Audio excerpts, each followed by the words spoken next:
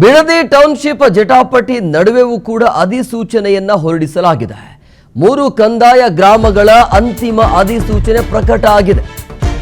ಯೋಜನಾ ವ್ಯಾಪ್ತಿಯ ಬನ್ನಿಗಿರಿ ಆಗಿರಬಹುದು, ಅರಳಾಳು ಸಂದ್ರ, ಕೆಜಿ ಗೊಲ್ಲರಪಾಳ್ಯ ಗ್ರಾಮಗಳ ಫೈನಲ್ ನೋಟಿಫಿಕೇಶನ್ ಇದೆ.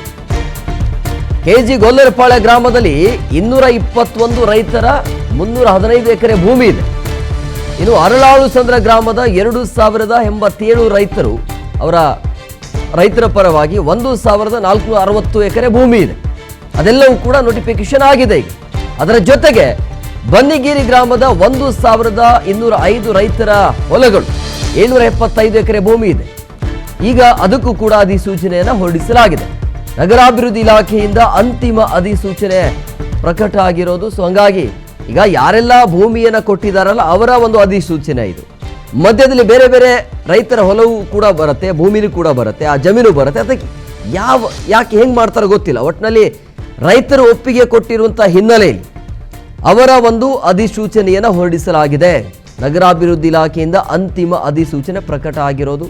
ಸೊ ಹಂಗಾಗಿ ಇಲ್ಲಿ ಪರ ವಿರೋಧ ಚರ್ಚೆ ಆಗ್ತಾ ಇದೆ.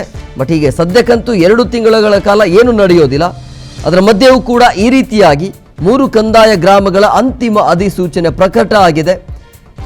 ಇಲ್ಲಿ ಯೋಜನೆ ವ್ಯಾಪ್ತಿಗೆ ಬರುವಂಥದ್ದು ಬನ್ನಿಗಿರಿ, ಅರಳಾಳು ಸಂದ್ರ, ಕೆಜಿ ಗೊಲ್ಲರಪಾಳ್ಯ ಗ್ರಾಮಗಳ ಫೈನಲ್ ನೋಟಿಫಿಕೇಶನ್ ಆಗಿದೆ. ಸೊ ಹಂಗಾಗಿ ಕೆಜಿ ಗೊಲ್ಲರಪಾಳ್ಯ ಗ್ರಾಮದಲ್ಲಿ 221 ರೈತರು ಅವರ ಒಂದು ಭೂಮಿ ಇರೋದು 315 ಎಕರೆ. ಇನ್ನು ಅರಳಾಳು ಸಂದ್ರ ಗ್ರಾಮದ 2087 ರೈತರು ಅಲ್ಲಿ 1460 ಎಕರೆ ಭೂಮಿ ಇದೆ. ಬನ್ನಿಗಿರಿ ಗ್ರಾಮದಲ್ಲಿ 1205 ರೈತರ ಪರವಾಗಿ ರೈತರ ಏನಿದಾರಲ್ಲ ಅಲ್ಲಿ 775 ಎಕರೆ ಭೂಮಿ ಅಧಿಸೂಚನೆ ಹೊರಡಿಸಲಾಗಿದೆ.